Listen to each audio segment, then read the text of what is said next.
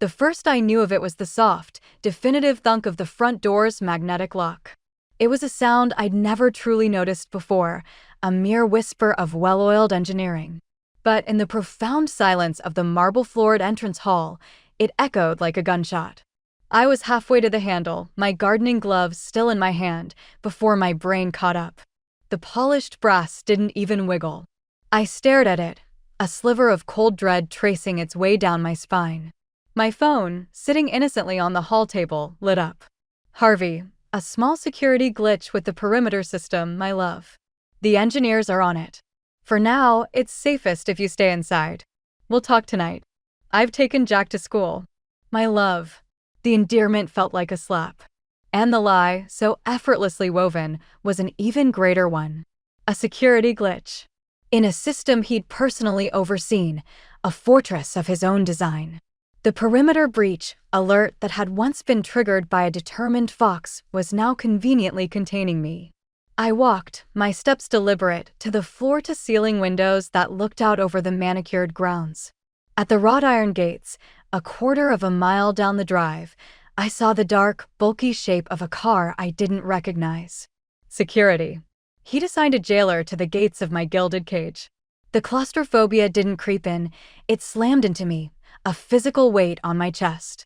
The air, meticulously filtered and temperature-controlled, suddenly felt thin, recycled. This house, this sprawling, glass-and-steel testament to Harvey's success, was no longer a home. It was a terrarium. And I was the prized, fragile specimen within. Fury, hot and clean, began to burn away the panic. He knew. He had to know. My hand went instinctively to my stomach, to the tiny, nascent secret I'd been carrying for 6 weeks. The secret that had solidified my decision, that had given me the final, necessary courage to see a solicitor. The divorce papers were drafted, sitting in a password-protected file on my laptop. He must have found them. Or perhaps he'd just sensed the shift, the quiet steel that had entered my soul, and this was his preemptive strike. I was not a damsel. I was Esther Drake, née Croft. Before I became the wife, the hostess, the accessory, I was a landscape architect with soil under my nails and designs in my head. I had traded my own dreams for the reflected glow of his, and the bitterness of that trade was a taste I could no longer swallow. He thought he'd locked in a frightened bird. He was about to discover he'd caged a tigress. My first act of rebellion was mundane. I marched to the kitchen, to the central control panel for the smart home system, and entered my override code. The screen flashed red, access denied. Admin privileges required. He'd removed my permissions. My own home, a place I had chosen every curtain and paint shade for, no longer recognized my authority. Fine. If he wanted to play this game, I would play it better. I spent the morning on a systematic, silent search of his domain. His study was the heart of it, a room of dark wood and leather, smelling of his cologne and old money. It was his sanctuary, a place I rarely entered. Now I treated it like a crime scene. I didn't know what I was looking for. A clue. A weapon. Anything. The locked bottom drawer of his desk resisted, but I remembered the key. It wasn't a physical one, but a memory. Harvey, years ago, bragging that the only code he couldn't forget was our anniversary reversed. I entered the 6 digits into the keypad. A soft beep. It was a pathetic, sentimental flaw in his fortress, and my heart ached even as I pulled the drawer open. It wasn't elegant, but it was effective. Inside, nestled beneath a stack of old financial reports, was a slim, charcoal gray folder. It wasn't labeled. I opened it, and the world tilted on its axis. They were deeds. For apartments. Not 1, but 3. A penthouse in Mayfair, another overlooking the Thames, a third in a new, impossibly exclusive development in Knightsbridge. All purchased over the last 18 months. All in his name alone. The sums involved were astronomical, even by Harvey's standards. My breath hitched. This was money moved, hidden, invested in bricks and mortar without a single word to me. A separate life, meticulously planned and lavishly funded. Was it for her? The mistress whose existence was an open secret, a rumor I'd pretended not to hear? Or was it an escape hatch, a lifeboat he was building for a future that didn't include me and Jack and this new baby? The papers felt cold and heavy in my hands. This was more than infidelity. This was financial subterfuge. This was a man preparing for a war I didn't even know we were fighting. The day stretched, an eternity of trapped silence. I watched the security car at the gate from various windows, a sentry ensuring the prisoner didn't flee. I rehearsed what I would say, the words shifting from pleading to screaming in my head, before settling into something far more dangerous: cold, hard calculation. The familiar crunch of gravel under tires announced his return just after 6. I heard the soft beep as the front door recognized its master and unlocked for him. I was waiting for him in the center of the living room, the gray folder held loosely at my side. I had not changed out of my jeans and simple shirt. I had not ordered dinner. The house was as still and silent as a tomb. He walked in, shrugging off his tailored jacket, his smile a practiced, easy thing. "Esther, the system's back online. Nuisance, but all sorted." His eyes flickered over me, missing nothing. "Where's Jack?" "Upstairs. Doing his homework," I said, my voice unnaturally calm. He said the new man at the gate waved at him. He thought it was odd. Harvey's smile tightened at the edges. "Just a precaution." "I'm sure." I took a step forward. "We need to talk, Harvey. Without the lies." The facade began to crack. "I don't know what you mean." "The locks. The security. The fact that you've known about my appointment with the solicitor for a week." I let that hang in the air, watching the color drain from his face. "But that's not what we're here to discuss tonight." I raised the folder. "We're here to discuss your secret real estate portfolio." The shock that registered on his face was pure and unguarded. It was more than being caught, it was the violation of his inner sanctum. He took a step back, as if I'd struck him. "Where did you get that?" "You left me with nothing else to do today but redecorate," I said, my tone brittle. "Or, it turns out, investigate." 3 apartments, Harvey? Planning on renting them out? Or were you planning on moving your mistress through them in a rotating schedule? Or perhaps this was your exit strategy. A life tucked away from the mess of a wife and child. "Esther, it's not what you think," he began, his voice a low growl, the reasonable businessman trying to regain control. "Don't." The word ripped out of me, sharp and final.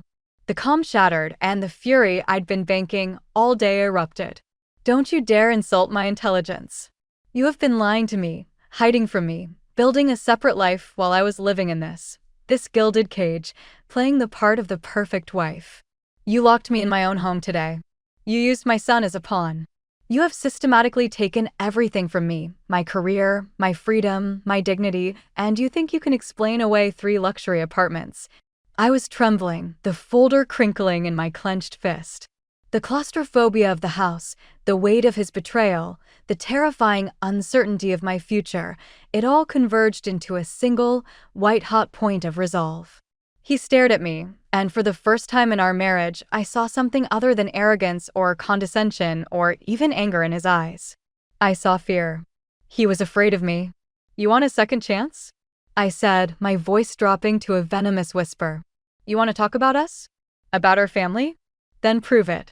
I took the final step, closing the distance between us until I could see the faint pulse beating wildly in his throat. "Sign it over, Harvey. All of it. The company. Drake Holdings. Every share, every asset, every last pound. You want to prove you're sorry? You want to prove you value me more than your empire? Then give me your empire." The silence that fell was absolute. It was the sound of a world ending.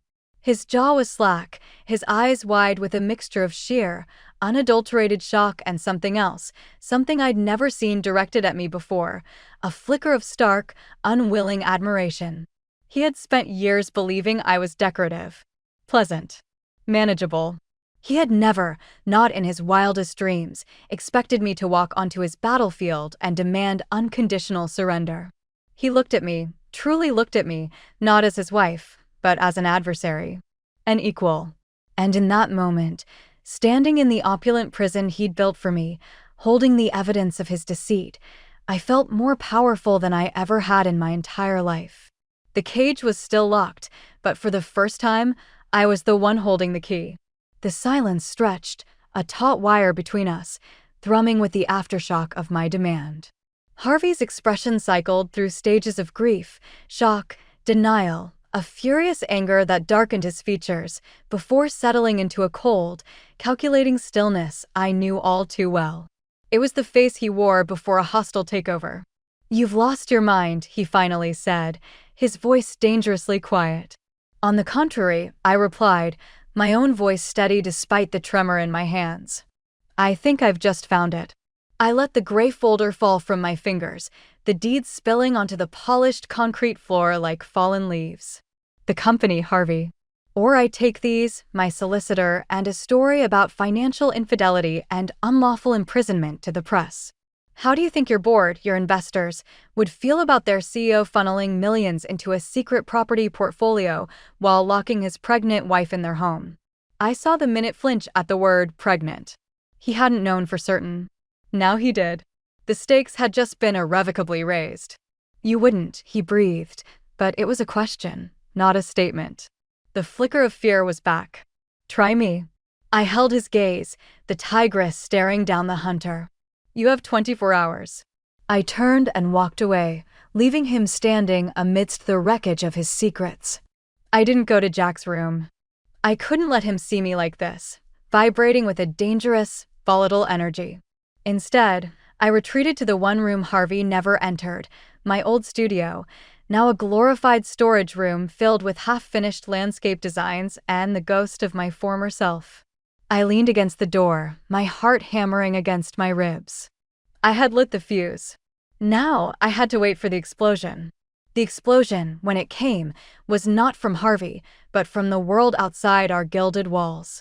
The next morning, a shrill, feminine voice pierced the quiet of the grounds, amplified by a megaphone or pure, unadulterated rage. "Harvey! Harvey, you coward! I know you're in there. You can't just ghost me." I moved to the window overlooking the drive.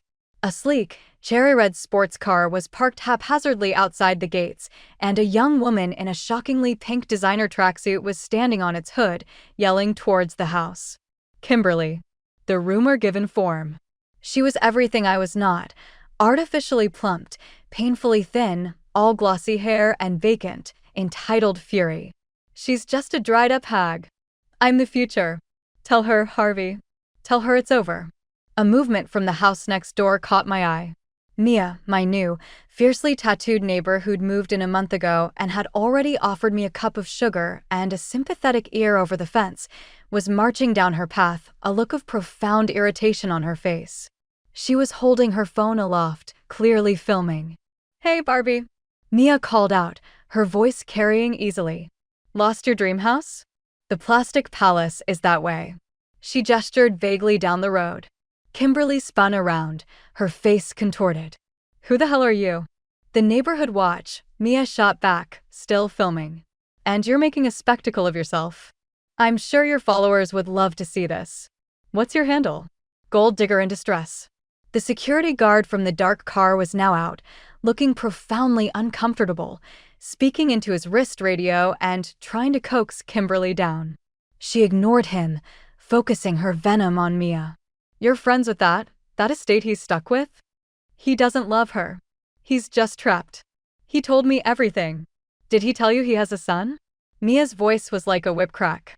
"And a baby on the way? Or did that little detail get lost between the champagne and the credit card statements?" The color drained from Kimberly's face. The baby was news to her. I felt a savage thrill of satisfaction. Harvey, it seemed, was a liar to everyone. The scene descended into farce. Kimberly, enraged and humiliated, scrambled off the car and made a lunge for the gate, shaking it like a deranged animal. "You bitch. You frigid, controlling bitch. Let him go." Mia, meanwhile, provided a blisteringly sarcastic running commentary. "Ooh, shaking the big metal bars. Very effective. Really shows your intellectual depth." She zoomed in on Kimberly's tear-streaked, furious face. "Smile for the camera, sweetheart. You're about to be meme famous." But her eyes, when they flicked up to my window, were hard with a fury that was entirely for my benefit. It was over as quickly as it began. Another, Larger security vehicle arrived, and two burly men efficiently bundled a shrieking Kimberly into her car and escorted her away. The silence that returned felt heavier, tainted. My phone buzzed. A text from Mia. "You okay?" That was cinematic. The video is a masterpiece. Want me to post it? I looked out at the empty drive, the humiliation washing over me. This was my life now.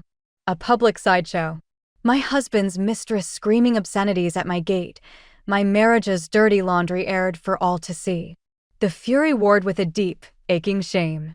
"No," I typed back. "Not yet. But keep it. It might be useful." The sting of it was a physical pain. This was the reality of my war. It wasn't just fought in silent studies with locked drawers, it was fought in the mud, with screaming matches and viral videos. I felt the walls of my cage not as glass and steel, but as the prying eyes of the world. Later that afternoon, the doorbell rang. I expected it to be Harvey, but through the intercom screen, I saw the concerned face of Brian, Harvey's oldest friend. Brian, the calm, steady doctor who had delivered Jack and had always been a kind, if somewhat distant, presence in our lives. He was holding a bottle of wine and looked genuinely worried. I let him in, my guard up. He was Harvey's friend, after all. "Esther," he said, his voice warm with sympathy. "I heard about the commotion this morning. Harvey called me. He's worried about you." "Is that what he's calling it?" I said, leading him into the living room. "Commotion?" I'd call it the logical conclusion of his actions. Brian sighed, setting the wine on the table. "He's handling this badly. Terribly, in fact. But Esther, can we talk? Not as his friend, but as yours? As your doctor, even." I nodded warily, gesturing for him to sit. "Harvey is. He's not well," Brian began, choosing his words carefully. "He's been seeing me professionally for about a year now. Off the books." That got my attention. Harvey despised any suggestion of weakness. Therapy would be anathema to him. "It's not an excuse for what he's done," Brian continued, his gaze steady and earnest. "The apartment's that girl. It's despicable. But I need you to understand the context. After Jack was born, something in him shifted. He felt pushed out. You were so consumed, and rightly so, with this amazing little person you'd created. Harvey felt like a guest in his own home. A wallet with legs. I wanted to protest, to list the thousands of ways I had tried to include him, but Brian held up a hand. "I'm not blaming you, Esther. Not at all. This is his pathology." He fell into a deep depression, a kind of existential crisis. He felt his only value was as a provider, that the family you and Jack didn't have a space for him. This affair, I don't even think it was about sex. It was about attention. About finding someone who looked at him like he was a sun god, the way he felt you used to. It was a pathetic, self-destructive cry for relevance. The words landed like stones in water, sending ripples of doubt through my certainty. I remembered the early days with Jack, my exhaustion, my single-minded focus on my son. Had I pushed him away? The narrative I had constructed of a powerful, cruel man systematically dismantling his wife suddenly developed a crack. What if he was just a broken, pathetic one lashing out? "He loves you, Esther," Brian said softly, seeing the conflict on my face. "He's just forgotten how to be a husband, and he's too proud and too sick to ask for help. Locking you in, it wasn't about control. It was about panic. The thought of you leaving made his world fracture. It was the stupid, desperate act of a man who is drowning. The seed was planted. It was a painful, complicated doubt that twisted in my gut. The image of Harvey as a monstrous architect of my prison wavered, replaced by the sadder, messier picture of a depressed man flailing in the deep end. It didn't forgive him, but it reframed him. And that was almost worse. Hatred is clean. Pity is a tangled, treacherous web. When Harvey returned that evening, the atmosphere was different. The air wasn't charged with my solo fury, but with a heavy, complicated tension. He looked exhausted, the events of the day having taken their toll. "The board meeting is in 2 days," he said without preamble, pouring himself a whiskey, his back to me. "I'll do it." My breath caught. "Do what?" He turned, his eyes hollow. "I'll sign over Drake Holdings. To you." Every share. Every asset. The victory felt hollow, poisoned by Brian's words. This wasn't a triumphant conquest, it was accepting the spoils from a wounded, cornered animal. But, he said, and the word hung in the air, cold and sharp. There are conditions. I waited, my heart a cold stone in my chest. You keep the baby. No, discussions about alternatives. We are a family. We stay married. No divorce, not now, not in 5 years. We live in this house together. We share a bed. We present a united front to the world, and to Jack, and to this child. He took a step closer, his gaze intense, devoid of warmth, but burning with a desperate resolve. I will be a father to them. A present father. Not a weekend visitor. You get my company, my empire, everything I've built. But in return, you give me my family. The brutality of it stole the air from my lungs. He was turning the most intimate parts of our lives, our marriage, our child, our bed, into clauses in a contract. He was bargaining for the right to be a father, using his life's work as currency. It was grotesque. You think you can buy your way back into my bed? I whispered, disgusted. I'm not buying my way back in, Esther, he said, his voice flat. I'm securing my place in my children's lives. The marriage is the price you pay for the company. Take it or leave it. This was his counterattack. He had ceded the financial battlefield, but he was digging in on the emotional one. He knew I wanted my freedom, a clean break. He was offering me a gilded leash. I would be the CEO of his empire, richer and more powerful than I had ever dreamed, but I would remain Mrs. Harvey Drake, sleeping beside the man who had betrayed me, bound to him by law and by the children we shared. The desire for revenge screamed yes, to take everything from him, to see him brought low. But Brian's words echoed in my mind. He felt pushed out, a cry for attention. He's drowning. And beneath it all, a flicker of that old, stupid hope, the hope that had sustained me through years of quiet neglect, sparked to life. What if, stripped of his power and his pride, the man I had once loved was still in there? What if this brutal deal was his twisted, broken way of trying to stay? I looked at him, at the proud, broken man offering me his kingdom in exchange for a sham of a marriage, and I felt a surge of power so immense it was dizzying. I held the deed to his soul. The company is mine, I stated, my voice like iron. I make the decisions. You can have a title, a consultancy, but no executive power. He gave a sharp, jerky nod. And we see a marriage counselor. A real one. Not Brian. A muscle twitched in his jaw. Another nod. I took a deep breath, the weight of the decision settling on me. It wasn't freedom. It was a different kind of cage, but one I would command. One I had built myself from the ruins of his empire. Then we have a deal. The words were a life sentence. His eyes met mine, and in their depths I saw not the fear of a defeated man, but the grim respect of a worthy opponent. The war was over. The protracted, painful negotiation of our lives together had just begun. I had the key to the cage, but I had chosen, for now, to stay inside and to rule. The signing of the transfer was set for 10 o'clock the next morning at the Drake Holdings headquarters in the city. Harvey had arranged it with a chilling, bureaucratic efficiency. There were to be no arguments, no further discussions. It was to be a clinical, surgical severance of his life's work. I dressed for the part, choosing a sharp, dove-gray tailored dress and heels that clicked with purpose on the marble floor. I looked the part of a CEO. I felt like an imposter being led to the gallows. Jack was at school, the security car was gone from the gate, and the house felt like a stage set after the actors had departed. Harvey had already left, a terse text informing me a car would collect me. The journey into London was a blur of gleaming glass and steel. The car, a silent, electric luxury model, glided through the streets as if in a dream. I stared out at the people, the real people, with their real problems and their freedom to make small, insignificant choices. To choose a different coffee shop. To turn left instead of right. I was about to be given the keys to a kingdom, and I had never felt more trapped. The Drake Holdings building was a sphere of smoked glass and polished steel, a monument to Harvey's ambition. I was met in the vast, echoing lobby by a young, impossibly sleek assistant who escorted me to the top-floor boardroom without meeting my eyes. The elevator ride was a silent ascent into a rarefied atmosphere I had always avoided. The boardroom was a study in intimidation. A vast slab of obsidian-like stone formed the table, around which sat a dozen leather chairs. The entire wall was a window, offering a godlike view of the Thames, St. Paul's, and the teeming city below. Harvey was there, standing by the window, his back to the room. He was flanked by two men in somber suits, his lawyer and a notary. They were the only other people present.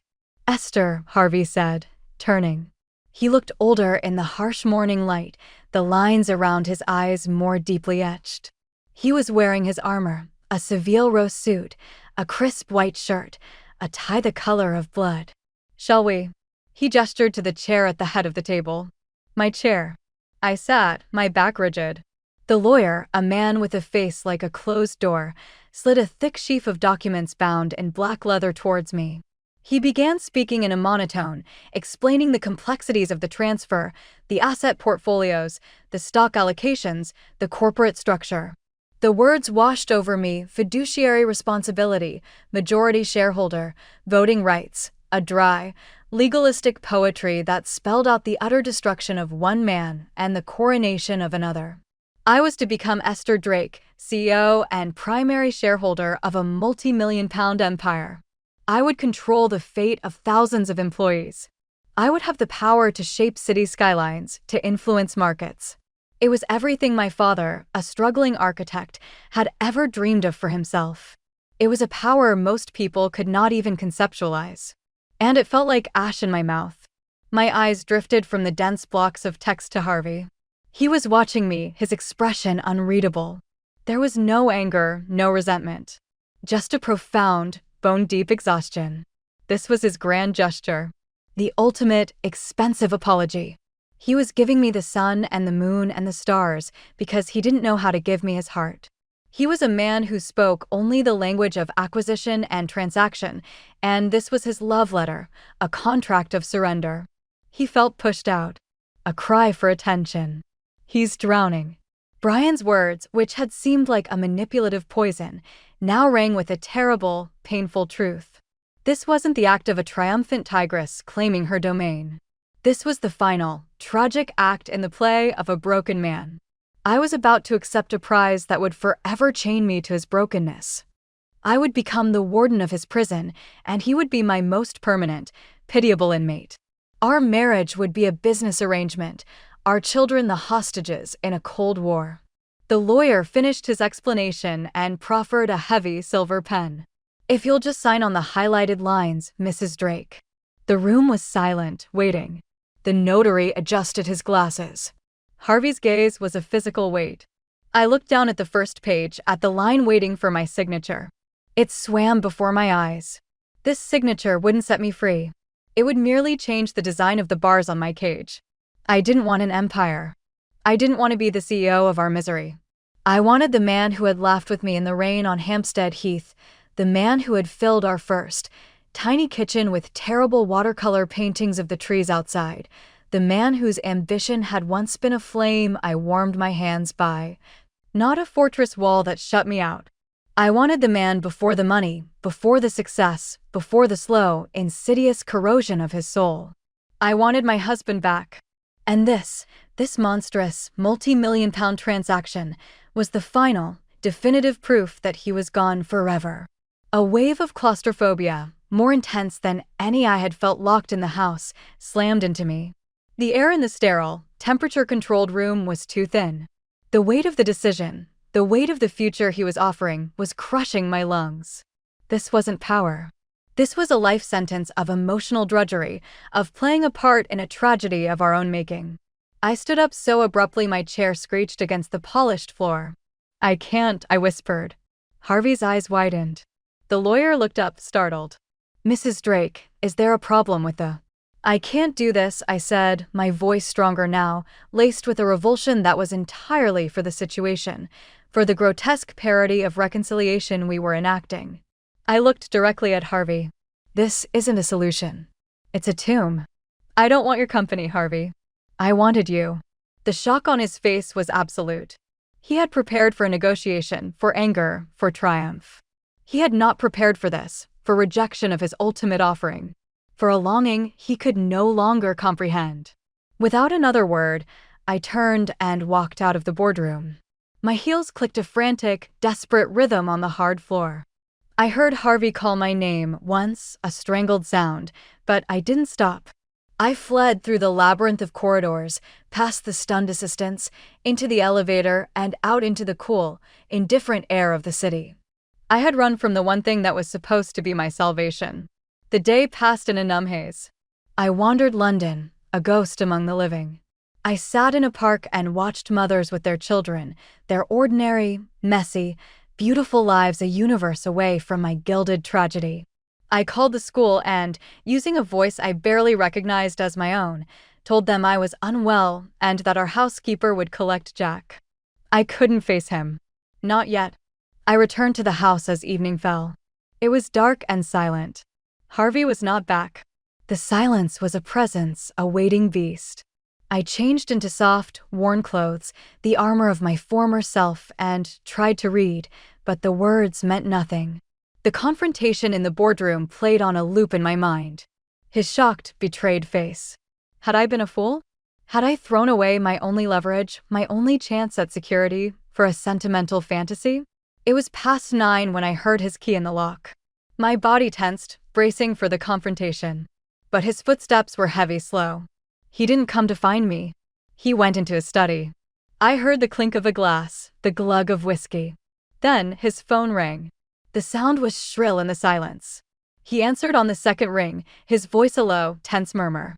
I couldn't make out the words, but the tone was unmistakable, strained, impatient, hushed. A secret tone. A cold dread, colder than any I had felt before, began to spread through my veins. I rose from the sofa and moved silently into the hall, hovering near the half-open door of his study. I told you, not now, Kimberly.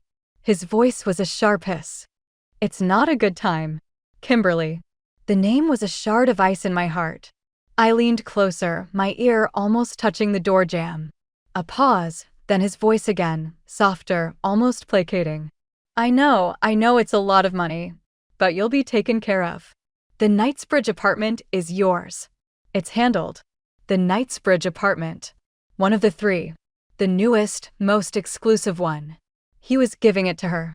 Buying her silence, or perhaps her continued affection. While I had been wrestling with the soul-crushing morality of his grand gesture, he had been on the phone, tidying up his affairs, securing his mistress's future.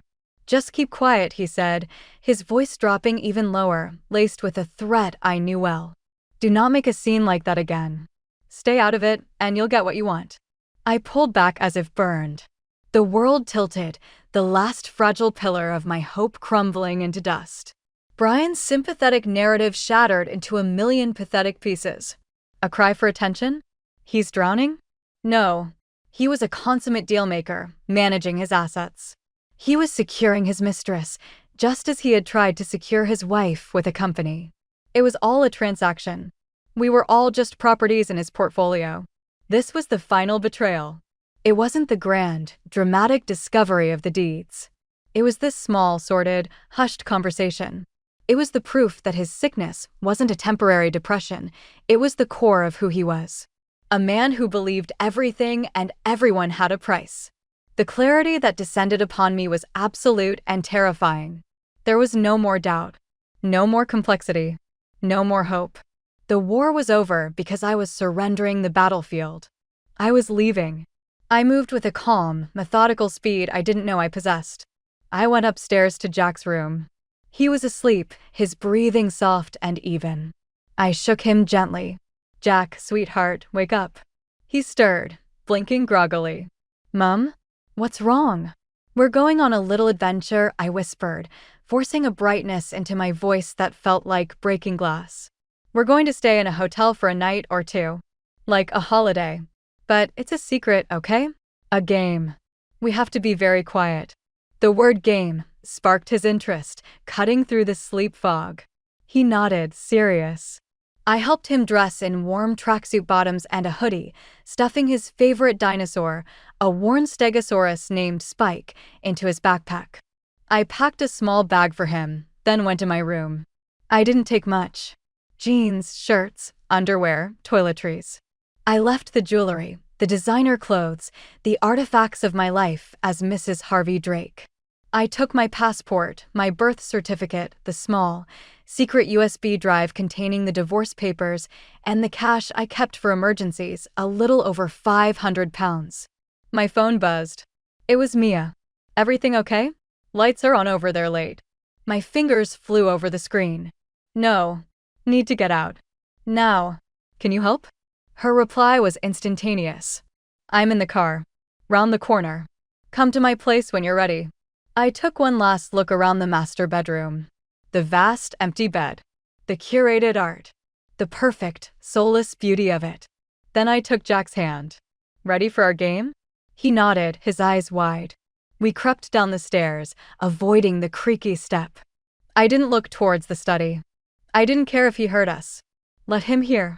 Let him know what it felt like to have something precious slip through his fingers. We slipped out the front door, into the cool night air. It felt like the first true breath I had taken in years.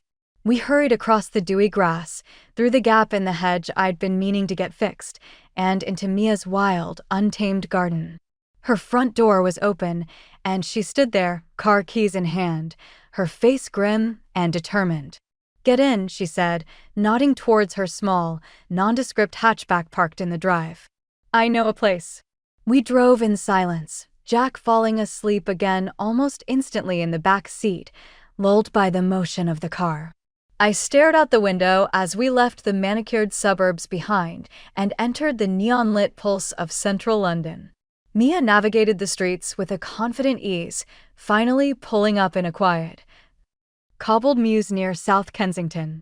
The hotel was anonymous and boutique, the kind of place favored by wealthy foreigners who valued discretion. Mia had already called ahead. I used to date the manager, she muttered as she helped me with the bag. He won't ask questions. The room was small, elegant, and blessedly, wonderfully impersonal. There were no memories here. No ghosts. Mia helped me settle Jack into one of the double beds. He barely stirred. I'll be back in the morning with more supplies, she said, handing me a key card. Do you need anything else? Money? A lawyer on speed dial? A hitman? She attempted a smile, but her eyes were worried. No, I said, my voice trembling for the first time. You've done everything. Thank you, Mia. She squeezed my arm. Get some sleep, Esther. You're safe now. When she left, the silence of the room descended. It was a different silence from the one in our house. This one was full of potential, of terrifying, unknown freedom.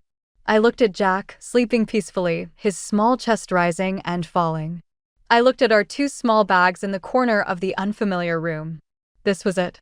We had nothing. And we had everything. I sat on the edge of the other bed, the events of the day crashing down on me. The grand, hollow gesture in the boardroom. The final, sordid betrayal on the phone. The heart-pounding fear and resolve of our escape. The crushing weight of it all compressed into a single, silent sob that racked my body. This was the lowest point. The world I had known had ended. But as I sat there in the quiet London dark, watching my son sleep, I knew, with a certainty that felt like the first solid ground I had stood on in years, that it was from this rubble that I would finally, truly, begin to build.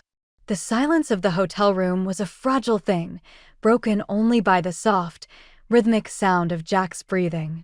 I hadn't slept. I'd spent the night perched on the edge of the bed, watching the city lights paint shifting patterns on the ceiling, my mind a whirlpool of fear, relief, and a gnawing, profound exhaustion. The adrenaline of our escape had faded, leaving behind the cold, hard reality. I was homeless, with a small child and a few £100 to my name. The empire I had rejected felt like a distant, absurd dream. As dawn tinged the sky a pale gray, my phone, set to silent, lit up with a call from Mia. I snatched it up. He knows, she said, her voice tight with a mixture of fear and fury. He showed up at my door an hour ago. He was calm. Too calm. He said he just needed to know you were safe. A cold knot tightened in my stomach. What did you tell him? I told him to go to hell. But Esther, he's Harvey. He had a man with him, someone who looked like he'd been carved from granite. They didn't threaten me, but the implication was there. He said, "A missing child is a police matter, Mia. I'd hate to involve them." He was using Jack. I'm so sorry. I held out as long as I could, but he mentioned tracing my car's ANPR cameras. He would have found you anyway. I just gave him a head start. The betrayal was a sharp sting, but it was blunted by a weary understanding. Harvey's resources were vast, his will, once focused, was a force of nature. Mia was a fierce friend, but she was no match for the machine he could deploy. It's okay, Mia. It was inevitable. He didn't get the hotel name from me, she insisted. Just the general area. But he'll find it. You need to move. Now. After I hung up, I moved to the window, peering through a slit in the blinds at the quiet mews below. It was empty, but the feeling of being hunted was immediate and oppressive. Harvey was coming. The question was no longer if, but when and in what form. The corporate titan? The angry husband? Or the desperate, broken man I had seen in the boardroom? I began packing our meager belongings with frantic hands, my heart hammering a frantic rhythm against my ribs. We had to run again. The thought was exhausting. Across town, in the hushed, wood-paneled library of his club, Harvey Drake was not a predator. He was a ghost haunting his own life. The panic of discovering Esther and Jack gone had curdled into a nauseating dread that sat like a stone in his gut. He had tried to work, to command, to be the man he was supposed to be, but the words in the financial reports blurred into meaningless symbols. All he could see was the look on Esther's face as she walked out of the boardroom, a look of pure, unadulterated revulsion. His head of security, Crow, was working the phones, but the silence from that end was a fresh torture with every passing minute. In the suffocating quiet, his mind snagged on a loose thread, Kimberly's very public meltdown. The timing was too perfect, too damaging. It reeked of a guiding hand. A few frantic, discreet calls to old contacts, the desperate leveraging of favors he could no longer afford to call in, and a name had emerged, Paul Mercer. A rival from the old days, a man whose ambition was only matched by his lack of scruples. The whispers had always been that Paul had coveted Esther, seeing her as the ultimate trophy Harvey had won. The confrontation took place not as a power play, but as a frantic, last-ditch effort to do something, anything, to regain a shred of control. He found Paul in the billiards room, leaning over the green baize, the picture of smug indifference. "Paul," Harvey said, his voice rough, stripped of its usual command. Paul straightened up, a slow, infuriating smile spreading across his face. "Harvey, heard you've been having some domestic troubles. A shame. A man's home should be his castle, not his prison."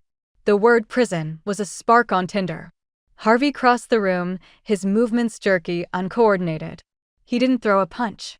Instead, he grabbed a handful of Paul's silk tie and shirt front, his knuckles white, but the gesture was weak, more a frantic clutch than a show of strength. "You," Harvey snarled, his face inches from Paul's, his breath coming in short gasps. "You fed that stupid girl lies. You put her up to it. You sent her to my home. To my son." Paul's smile didn't falter, it widened. He looked down at Harvey's clutching hands with disdain. "I just helped her see her true worth. And showed Esther the kind of circus she's married to. She'll be looking for a way out, Harvey. And I'll be waiting. I always clean up your messes, don't I?" The smug certainty, the casual invocation of Esther's name, broke something inside Harvey. The carefully constructed dam of his composure shattered. "You will never go near her," he hissed, his voice trembling with a frantic, unstable energy. He shook Paul, but it was a pathetic, useless motion. "Do you hear me? Never. She is mine. My family is mine." The words sounded hollow, desperate, an incantation he was trying to believe. "If you so much as look at them, I will. I will." But the threat died in his throat. What would he do? He had already offered Esther his empire, and she had thrown it in his face. He had no power here. The realization was a physical blow.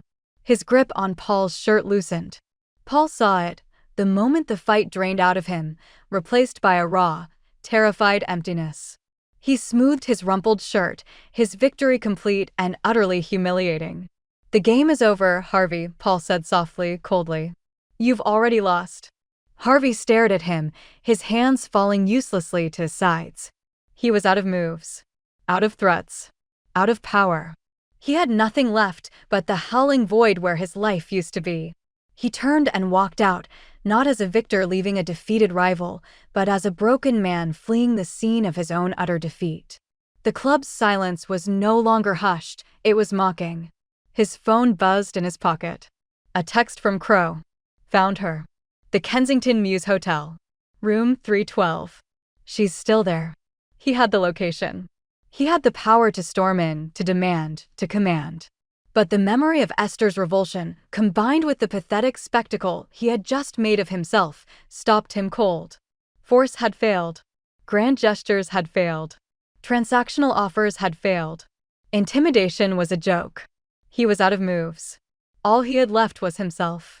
The thought was more terrifying than any boardroom coup. He stood on the steps of the club, the city sprawling before him, and felt more powerless than he ever had in his life. The only path left was one of absolute, terrifying surrender. The confrontation had been cathartic, a necessary purging of an external toxin. But it solved nothing. The real battle, the only one that mattered, was still to come. His phone buzzed. A text from Crow. "Found her. The Kensington Mews Hotel. Room 312. She's still there." Harvey's heart slammed against his ribs. This was it. He had the location. He had the power to storm in, to demand, to command. But the memory of Esther walking away from his empire, the look of utter revulsion on her face, stopped him cold. Force had failed. Grand gestures had failed. Transactional offers had failed. He was out of moves. All he had left was himself. The thought was more terrifying than any boardroom coup or physical fight. Back in the hotel room, I had just zipped up Jack's backpack when a soft, almost tentative knock sounded at the door. It wasn't the imperious pounding I expected. It was faint, hesitant. My blood ran cold. He was here. Jack looked at me, his eyes wide with question. I put a finger to my lips, my heart thundering so loudly I was sure it could be heard in the corridor. The knock came again, a little louder this time. Then a voice. Not the commanding baritone I knew, but something fractured, stripped bare. "Esther." It was Harvey. But it wasn't. This voice was rough, choked. "Esther, please. I'm not here to fight. I'm alone." I didn't move. I couldn't. I stood frozen, a statue of fear and indecision. There was a long silence. Then a soft, scraping sound. I crept to the door, standing on my toes to peer through the peephole. The corridor was empty except for him. But he wasn't standing. Harvey Drake, the man who commanded boardrooms, who built empires, who had never shown a moment of vulnerability in his life, was on his knees. His head was bowed, his hands resting on his thighs, his shoulders slumped in utter defeat. The sight was so shocking, so fundamentally wrong, that it stole the breath from my lungs. "I know you're there," he said, his voice muffled by the door, but laced with a raw, aching pain I had never heard before. "I don't blame you for leaving. God, Esther, after what I did, after what I said, I would have left me too." I leaned my forehead against the cool wood of the door, my eyes squeezing shut. "I have spent my whole life building walls," he continued, his voice breaking. He paused, swallowing hard, his next words a ragged whisper. "Walls of money, of power, of control. I thought they made me strong. I thought they kept me safe. But they just kept me lonely. So desperately, profoundly lonely." A tear escaped, tracing a hot path down my cheek. Jack, sensing the shift in the atmosphere, came and wrapped his small arms around my leg, clinging tightly. When Jack was born, Harvey's voice was a ragged whisper now. "You were so brilliant with him. You had this light, this purpose." And I felt like a spare part. A guest. I didn't know how to fit into that world. So I retreated behind my walls. I thought if I built the biggest, most impressive fortress, you'd both have to look at me, to admire me. But you just lived your lives in the beautiful garden I'd built around you. And I was on the outside, looking in through the battlements. He was silent for a moment, and I could hear the ragged intake of his breath. Kimberly. Paul Mercer, it was all just noise. A pathetic, disgusting attempt to feel something other than the crushing emptiness. It wasn't about her. It was never about her. It was about the fact that when she looked at me, she saw a success. A provider. She didn't see the failing husband, the absent father. She saw the fortress. And for a little while, I could pretend the fortress was enough. I could feel his pain through the door, a tangible force. It was no longer the calculated confession Brian had offered. This was real. This was the unvarnished, ugly truth. I am a sick, proud, stupid man, Esther. His voice cracked completely on stupid, and he had to stop, pressing the heels of his hands against his eyes. I have treated you, the one truly good and real thing in my life, as a problem to be managed. I have treated our son as a possession. I tried to buy you back with a company because it's the only language I know. And when you rejected it, I finally understood. I have nothing to offer you. Nothing but the broken, flawed man kneeling outside this door. His next words were so quiet I had to strain to hear them. I am so sorry. For the locks. For the lies. For the apartments. For the phone call last night. God, for everything. I am not asking for your forgiveness. I don't deserve it. I am begging for a chance to earn your trust.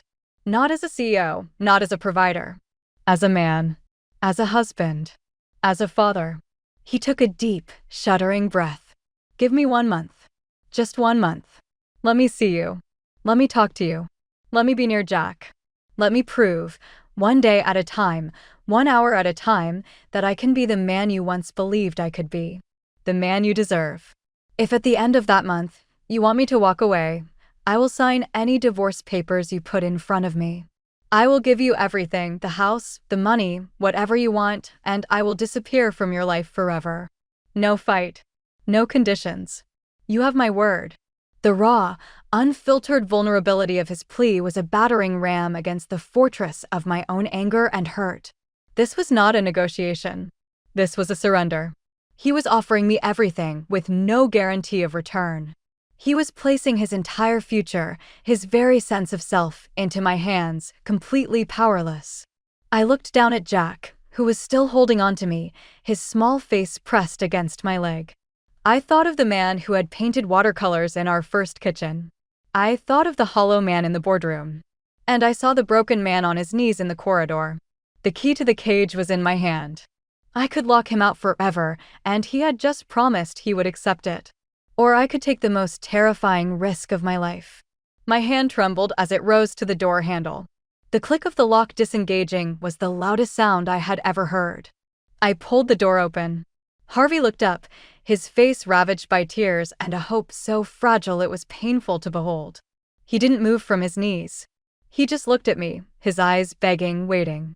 I didn't say a word.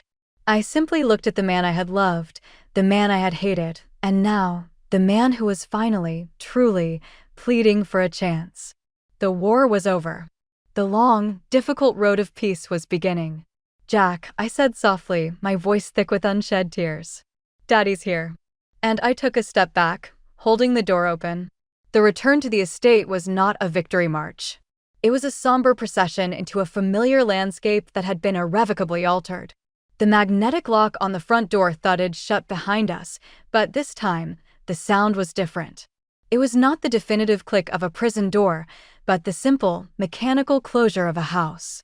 Our house, though the definition of our, was now a fragile, contested thing.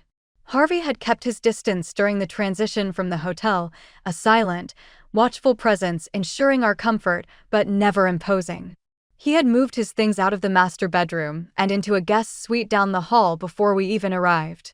The first thing I noticed was the new presence in the house, a warm, capable woman in her 50s named Clara, the live-in nanny and house manager Harvey had hired. She was a lifting of burdens, a physical manifestation of his promise to change the dynamics of our life. The endless, invisible labor of managing this vast home, the grocery orders, the cleaning schedules, Jack's ferrying to and from school, was no longer mine to bear. It was both a relief and a strange, unsettling loss. For so long, managing the cage had been my only purpose. Now, the door was open and I felt unmoored. Jack, resilient and accepting, adapted to the new rhythm with a child's pragmatism. "Daddy's room is the blue one now," he informed me seriously, as if explaining a new rule in a game. Harvey, true to his word, was present in a way he had never been. He read bedtime stories, his voice, usually accustomed to commanding boardrooms, softening into silly voices for dragons and knights. He helped with homework, his brow furrowed in concentration over Year 2 phonics. He was trying. The sight of it was both healing and heartbreaking. It was everything I had ever wanted, and it had arrived drenched in the bitter acid of betrayal. The first week passed in a polite, excruciating détente. We were like two diplomats from warring nations sharing a temporary embassy, careful with our words, hyper-aware of each other's borders. We moved around each other in the kitchen with a careful, choreographed distance, never quite meeting in the same doorway. We ate meals together with Clara and Jack, the conversation light, skating over the chasms of unsaid things that lay between us. The silence in the house when Jack was at school and Clara was busy was a physical presence, thick with memory and pain. The truce held, but the fortress of my anger had been breached by his vulnerability in the hotel corridor. The cold, clean fury that had sustained me was melting, leaving behind a swamp of more complicated emotions, a lingering, profound hurt, a terrifying flicker of the old love, and a crushing sadness for the years we had wasted. The crack came on a rain-lashed night, a week after our return. I couldn't sleep. The baby, our daughter, I'd found out, was a restless, turning presence in my womb, a constant reminder of the secret that had started it all. The silence of the master bedroom was oppressive, a cavern of my own solitude. I missed the man I had married. I hated the man he had become. And I was terrified of the man he was trying to be. I got up, my feet carrying me on a path I hadn't walked in years. I stopped outside the door of the blue room. A sliver of light shone from beneath it. He was awake, too. I didn't knock. I simply turned the handle and went in. He was sitting up in bed, reading glasses perched on his nose, a thick business report open on his lap. He looked up, startled, the document forgotten. The room was Spartan, devoid of the personal touches that had filled our shared space. It was the room of a man in transit, a permanent visitor. I couldn't sleep, I said, my voice a husk in the quiet room. He closed the report, setting it and his glasses on the nightstand. Neither could I. I stood there, shivering slightly in my thin nightdress, feeling foolish and exposed. The words I had come to say were a stone in my throat. "Harvey," I began, my voice trembling. I wrapped my arms around myself, holding the tiny, kicking secret within. "That day, the day you locked me in. There's something I never told you." He was utterly still, his eyes fixed on me, giving me the space to speak. When I found the deeds, when I realized the depth of the lies, it wasn't just the divorce I was thinking about. The confession felt like tearing a piece of my soul out. I forced myself to meet his gaze, to let him see the raw, ugly truth. I was going to end the pregnancy. The shock that registered on his face was not one of anger, but of a profound, gut-wrenching comprehension. He understood, in that single, horrific sentence, the absolute depths of my despair. I had not just been planning to leave him, I had been prepared to sever the last, fragile thread that bound our futures together. A ragged sob escaped him.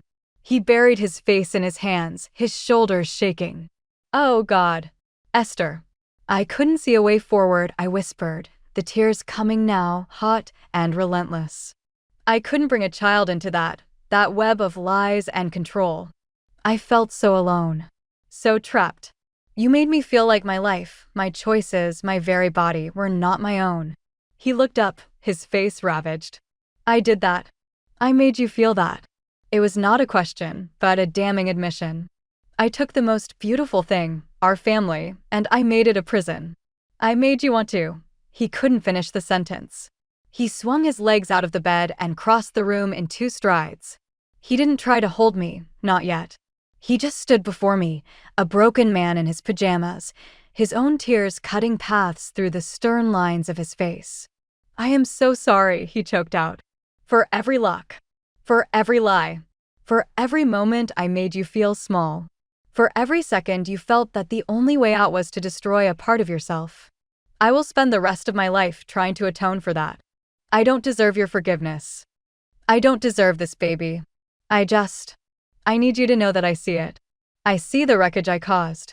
It was the apology I had needed in the living room, surrounded by the evidence of his financial betrayal. This was the apology for the emotional betrayal, for the systematic erosion of my spirit. The dam inside me broke.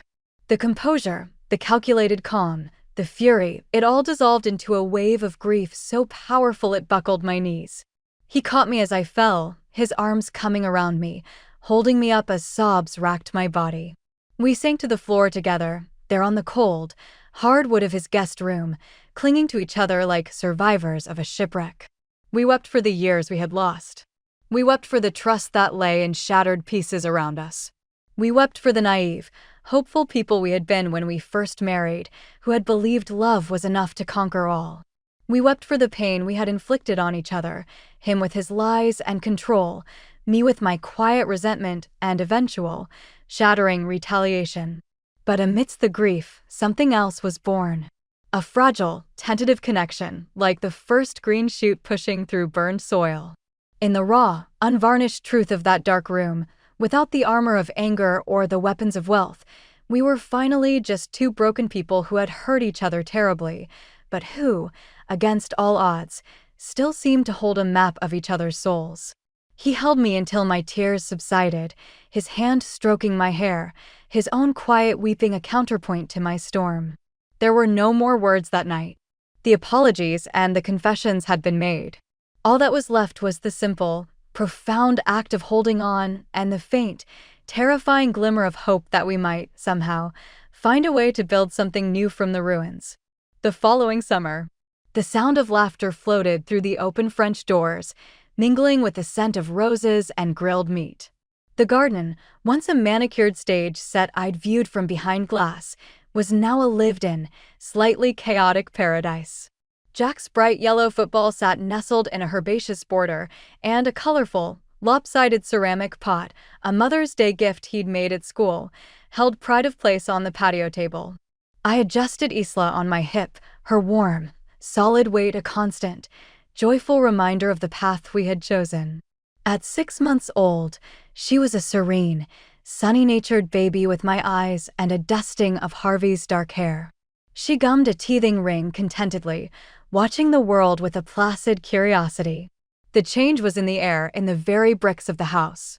It was no longer a terrarium, but a home, its doors and windows thrown open to the world. Mia was here, her laughter the loudest as she regaled Brian with a story, her hand gesturing wildly, the tattoos on her arm flashing in the afternoon sun. Brian, for his part, looked more relaxed than I'd ever seen him, his arms slung comfortably around the shoulders of his fiancée, a sharp-witted literature professor named Sarah who had him utterly charmed. And then there was Harvey.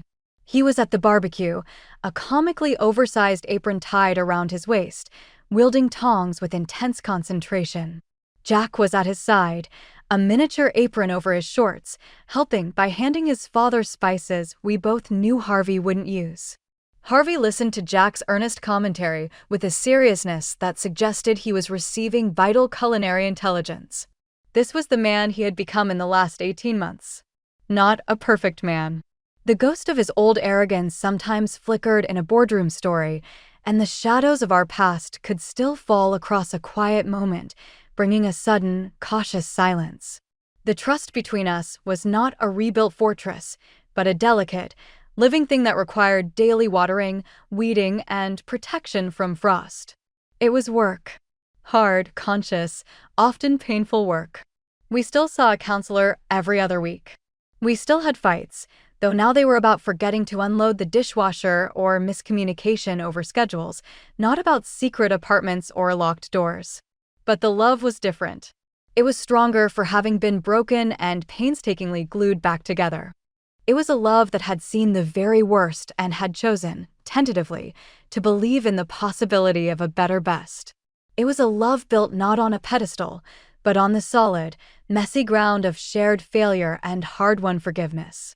Harvey caught my eye from across the lawn and smiled, a real, unguarded smile that reached his eyes. It was a smile I hadn't seen in years, one that spoke of simple, uncomplicated joy in his family in this moment. He lifted the tongs in a small, silly salute. "He's doing well, you know," Mia said, coming to stand beside me, a glass of wine in her hand. She nodded towards Harvey. The old Harvey would have been delivering a monologue on the perfect sear on a steak. "This one is just cooking." "He's trying," I said softly, shifting Isla to my other hip.